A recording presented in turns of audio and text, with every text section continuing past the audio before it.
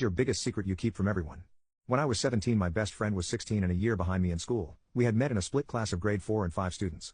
A couple weeks after the new school year started, we went out biking on a weekend and he went over an edge on the pathway we were on and died. It was a 25-foot drop onto a rocky ridge line and then into a river another 50 feet below, and he landed head first. It was declared an accident. His bike had slipped on something and lost control and he went right over the edge. I was riding in front and didn't notice anything till I heard the crash behind me. He didn't make a sound going over the edge. When I turned around and looked, it was a sight I will never forget and still have nightmares about.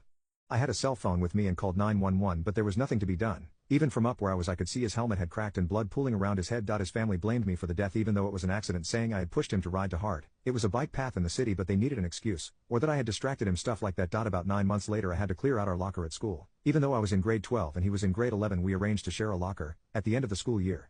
As I was cleaning it out, I found an envelope taped to the bottom, a shelf addressed to me. I took it home and it was more than a month before I could open it. 2 days after my 18th birthday, and it turned out to be a suicide note he had written the Friday before the accident.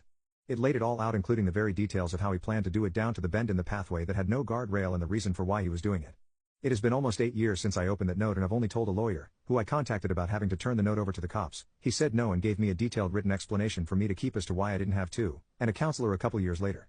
The note and the explanation from the lawyer in a lockbox, as I cannot bring myself to get rid of it. To this day his family still blames me for his death, but I refuse to tell them the truth as their religious beliefs would make it impossible to bear.